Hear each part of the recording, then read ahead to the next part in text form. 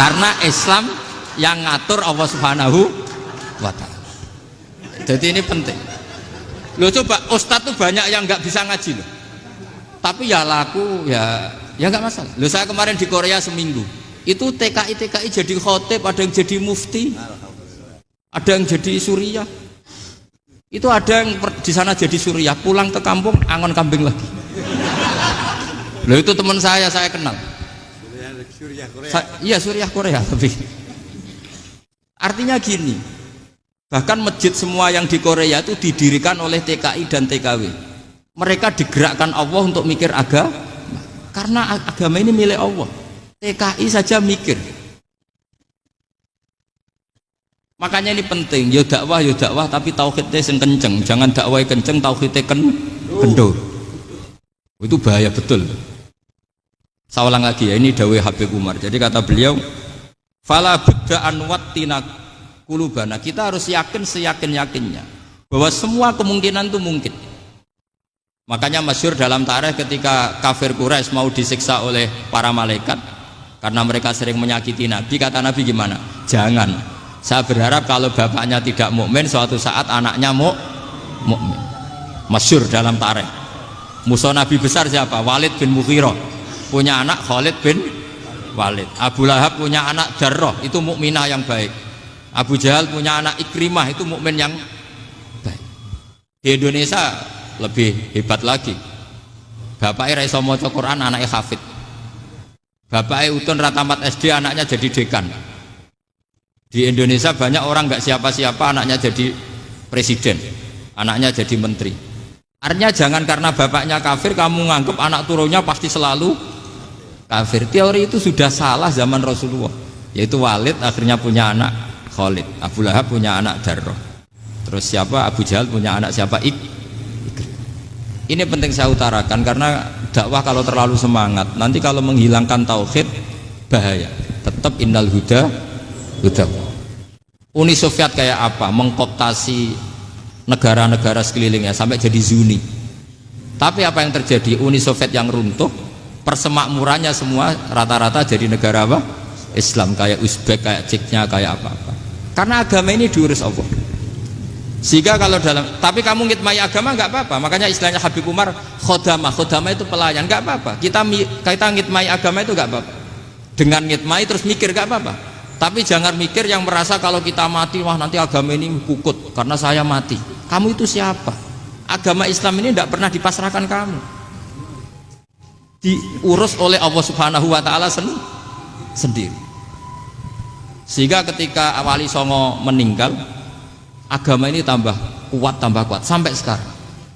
Kecil saya itu kalau pengajian susahnya bukan main, harus izin sana sini. Sekarang setiap pengajian polseknya datang, polresnya datang, nggak ada intel, nggak ada apa. Padahal kiai dulu sama kiai sekarang itu kira-kira alim mana? Raden kiai dulu. Mbah Hasyim Asy'ari itu ngarang kitab sampai dibaca di Yaman. Saya sering baca juga kitab beliau, Risalatu Ahli Sunnah wal Jamaah. Kiai sekarang mau terjemah aja kadang salah memahami. Tapi ya Islam tetap jalan karena Islam ini dikawal, dijaga oleh Allah Subhanahu wa ta'ala. Maka kalau dalam cerita tarikh sirahnya Ibnu Ishaq itu, tauhid itu penting. Beliau cerita begini, Sayyid Abdullah itu namanya Abdullah bin Abdul Muthalib. Kita tahu kenangannya Rasulullah terbanyak itu bukan dengan Sayyid Abdullah tapi dengan Sayyid Abdul Muthalib, dengan mbahnya. Karena Nabi itu mulai kecil dirawat oleh siapa? Mbahnya. Yaitu yang disebut Nabi ketika 2 bulan kan abahnya sudah meninggal. Ya saya baca ya, pakai bahasa Arab biar jadi bid'ah. Nanti kalau bahasa Indonesia ada bid'ah. Tidak betul. Diba atau berjanji sebenarnya itu kitab sejarah, berhubung dibaca bahasa Arab terus kayak mantra. Terus yang belakang mau nyenggai soleh aleh, sehingga kubu sebelah bilang tuh khurafat dan bid'ah. Coba diterjemah ini, coba nanti saya baca bahasa Arab. Walamma tamma min hamli syahroni ala masyuril aqwalil marwiyatu fiya bil madinati abuhu abdullah wa kana qad istaza bi akhwalihi bani adi minat taifatin najariyah wa makatha syahron saqiman yu'anu nasukmahu wasyakwa. Terus di pojok sana bilang soleh aleh. Pasti kubu sebelah yang liwat, wah itu khurafat bid'ah karena dianggap mantra. Padahal artinya coba sampean baca bahasa Indonesia, ketika hamil Rasulullah umur 2 bulan, abahnya meninggal di kota Abwa. Kota Abwa adalah kota keluarga besar ibunya Sayyid Abdullah. Kebetulan pas ke sana beliau sakit sampai 1 bulan dirawat. Bid'ahnya di mana kalau diterjemah? Wong itu kitab tarikh. Makanya saya nggak tahu yang membidah-bidahkan tiba itu karena tadi. Tapi sampean juga ikut salah karena nyenggai sholawatan tok itu. Jadi makanya saya bilang tadi kalau bahasa Arab bid'ah, kalau sudah terjemah tidak bid'ah karena kelihatan kalau itu hanya kitab tar. Lo coba bid'ahnya di mana? Wa ba'du fa'aqulu wa Muhammad bin Abdullah bin Abdul Muthalib bin Hashim. Itu kalau diterjemahkan, kamu harus tahu siapa nama Muhammad. Muhammad punya abah siapa? Rasulullah Muhammad Abdullah. Punya abah siapa? Abdul Mut. Punya abah siapa? Hashim. Coba baca gitu di kubu sebelah. Oh iya gitu. Berhubung baca bahasa Arab. Wa ba'du fa'aqulu wa Muhammad bin Abdullah bin Abdul Muthalib bin Hashim. Jadi itu hanya salah baca saja. Maksudnya salah yang hukumi, bukan salah yang baca, salah yang apa? Hukumi. Sayyid Abdullah ini orang yang tauhidnya sangat kuat. Sayyid Abdul Muthalib lebih kuat lagi. Saya cerita sedikit betapa pentingnya tauhid. Ketika pasukan Abraha bawa pasukan gajah mau menyerang apa? Ka'bah. Itu sebelum menyerang itu semua aset-aset milik orang kafir Quraisy, milik orang Quraisy lah. Itu ditawan, diambil, termasuk milik Sayyid Abdul Muthalib, milik Abdul Muthalib. Terus ketika mau masuk Ka'bah, mau masuk Mekah, kata Abraha, man sayyidu hadal wadi, siapa yang kamu tuakan, yang kamu pertuan di sini? Oh, Abdul Muthalib. Abdul Muthalib itu dipanggil, itu auranya luar biasa. Abraha yang di tempat perkemahannya itu harus duduk di atas karena dia raja, itu duduk di atas gak berani. Saking wibawanya Abdul Muthalib, ini mbahnya Rasulullah. Akhirnya Abraha bilang gini, saya duduk di bawah tidak mungkin karena saya raja. Kamu duduk jejer saya tidak mungkin karena nanti umat saya kecewa karena raja kok disaingin gitu. Ya sudah, santai berdiri-diri kita ngomong.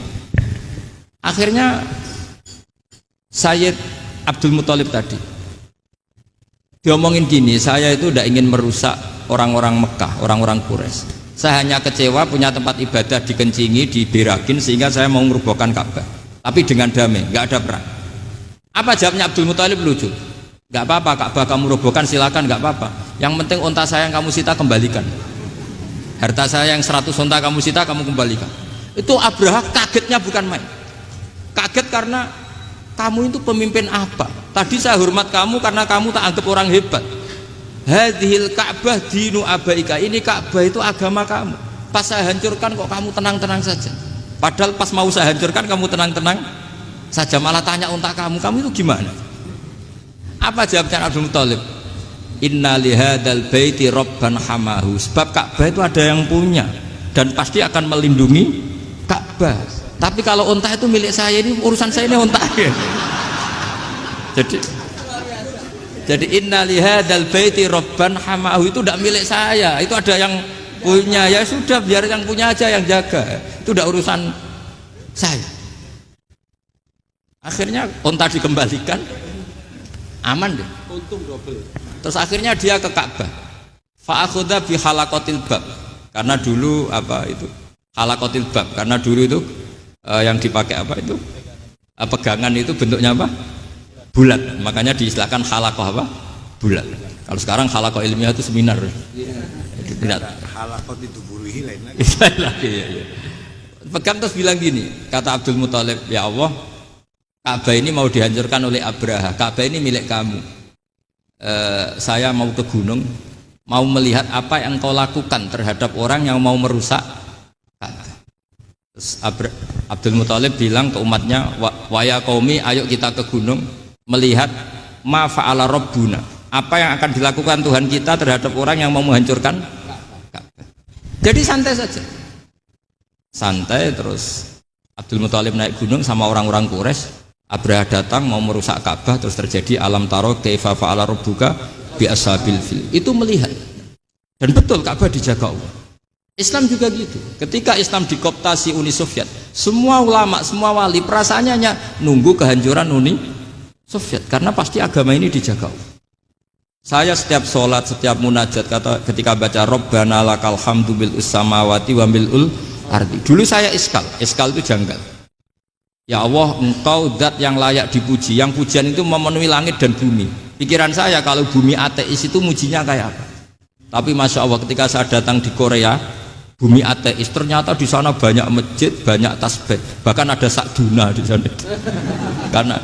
Karena Allah sudah ngendikan lakal hamdu mil'us samawati wa mil'ul ardi.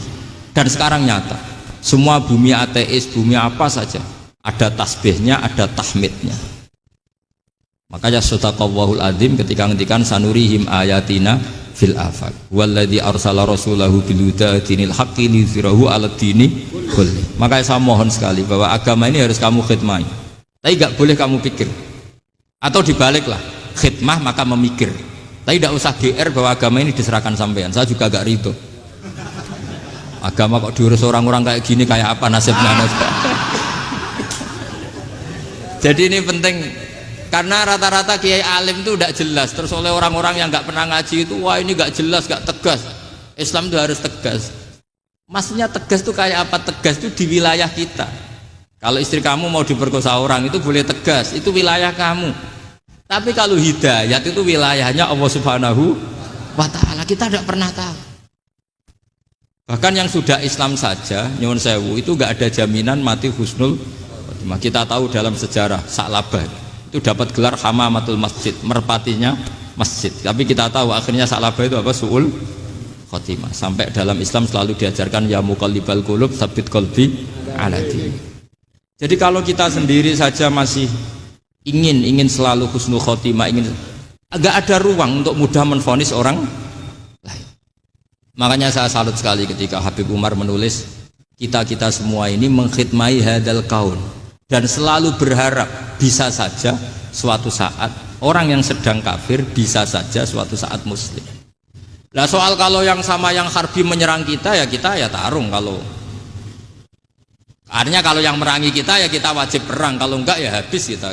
Seperti kita lakukan ketika diserang Belanda. Tapi ketika mereka musta'man, dhimmi, mu'ahad, orang-orang kafir yang mau berdamai dengan kita ya kita damai. Sebagaimana yang dilakukan Rasulullah SAW ketika berdamai dengan kafir Quraisy yang dipimpin Suhail bin Amr. Masyhur itu dalam tarikh. Singkat cerita kan Sayyidina Ali ini pernah konflik sama orang Khawarij. Kata Sayyidina Ali, ya sudah lah, namanya kita musuhan, kita tidak usah ketemu, pakai mediator, kata Sayyidina Ali. Kata orang Khawarij, ini apa-apaan kok butuh mediator? Nggak ada Qur'annya, ada hadisnya. Kira-kira kalau Pak Sayyidina Ali orang Jawa, nggak ada apa tidak tahu. Walhasil Sayyidina Ali akhirnya baca ayat wa in khiftum shiqaqa bainihima fab'atsu hakaman min ahli wa hakaman min ahliya. Jika suami istri tengah konflik, maka yang keluarga suami kirim mediator, yang keluarga perempuan juga kirim. Terus kata Sayyidina Ali, wa amru ummati Muhammad a'dhamu min amri rajulin wa imra'atin. Kalau suami istri saja ketika konflik butuh mediator, apalagi ini kelompok besar pasti lebih butuh mediator. Akhirnya lalu mediatornya siapa? Kata Sayyidina Ali, ya siapa saja yang penting baik. Ditunjuk seseorang, diprotes sama orang Khawarij, ini orang nggak kredibel. Oh, terus Sayyidina Ali marah-marah. Rasulullah itu pernah berdamai dengan orang, bahkan orang itu kafir, yaitu Sulhul Hudaybiyah. Nabi itu berdamai dengan orang yang bernama Suhail bin Amr ketika itu kafir. Makanya ini menunjukkan bahwa musolahah ma'al kufar itu boleh demi kelangsungan bernegara, berbangsa. Kamu tidak usah meragukan reputasi NU. Ketika dulu kafirnya kafir harbi zaman Belanda, ya Mbah Hasim fatwa apa? Jihad. Jadi jangan kira tidak tegas, kita tegas sekali, justru kita yang punya masa lalu tegas. Tapi kepada siapa dan dalam konteks apa? Paham ya? Terus ini penting sekali untuk dijernihkan. Ini saya baca berikutnya nanti, tidak supaya tahqiq. Saya syukur sekali, saya tadi sekaligus minta ijazah sama Habib Umar, dan memang saya ngaji ini lama sama teman-teman alumni Yaman. Cuma belum pernah ketemu mu'alifnya. Tadi saya ketemu minta ijazah itu dan beliau senang sekali, bahkan sempat bikin tulisan di kitab saya ini. Sama tidak perlu baca, karena kalau bisa ya biasa, kalau tidak bisa malu ya sudah, tidak usah baca sudah. Terus ini kata beliau, ini masih saya teruskan. Nahnu min hadhil intilaqah naktasibu thabatana wa quwwata yaqinina wa illa fa fil ardi mu'aridun wa muntaqidun wa mukhalifun min akhyarin wa asyrarin sholihin wa fasikin muslimin wa kuffar. Kalau kamu punya satu metode ilmiah, metode dakwah, kamu harus siap, karena pasti ada yang menentang. Yang menentang itu ya mulai orang soleh, tidak soleh, orang macam-macam. Jadi kalau sudah punya manhaj, memang dari awal harus siap apa? Ditentang. Jadi misalnya PBNU punya kebijakan apa, ya sudah siap saja dibully. Itu pasti itu, karena nggak ada manusia semua suka, semua benci. Kata beliau, anta in kunta fi syakkin min hadzal maslak wal manhaj fattabi man syi'ta wasaha angka ghaniyah wa in kunta ala yaqinin annahu al huda wa mirasun nubuwah wa annahu haqiqatu tarjamatil ahdi ma'rab fala tata'atsar min kalami ahadin yakunu mangkana. Jadi intinya kita mengawal Islam secara rahmatan lil alamin itu justru kita berharap menjadi simpatik dan menjadikan mereka menjadi napa Islam. Jangan ketika simpatik dianggap gak tegas. Saya masih ingat betul dawe Mbah Mun, hak sekseni, kata beliau. Saya masih ingat kalimatnya, sekseni akurat tegas itu berdasar ayat laisalaka minal amri syai'un aw yatuba alaihim aw yu'adzibahum. Karena potensi sosial itu bisa rubah. Orang yang sekarang kawan kamu bisa saja suatu saat jadi musuh. Yang sekarang musuh kamu bisa saja suatu saat jadi kawan. Terus kamu ngambil sikap tegas dalam sesuatu yang nggak stabil seperti ini, lalu tegas itu kan nggak pada tempatnya. Makanya yang seperti ini kata Allah pakai asa itu menawa-menawa. Asa wahu ayyaj'ala bainakum wa bainal ladzina ataitum minhum mawaddah. Bisa saja orang yang sekarang musuhan dengan kamu suatu saat dijadikan mawaddah. Kamu udah mawaddah itu saling mengasihi. Kamu udah usah tanya, wallahu qadir, kata Allah, karena Allah mampu. Jadi dalam hukum-hukum sosial Allah seringnya bilang apa? Asa. Misalnya wa asa an takrahu syai'an wa huwa khairul lakum wa asa an tuhibbu syai'an wa huwa syarrul lakum. Karena masalah sosial ini semuanya asa, yang pernah tahu siapa? Bisa saja sekarang saya Rois Surya, nanti SK-nya nggak turun lagi, tapi saya tidak apa-apa. Bisa saja nanti santri 10 tahun dipimpin 3 bulan, nggak apa-apa. Bolak-balik nggak apa-apa, saya tidak akan kecewa. Karena masya Allahu kana wa malam yasa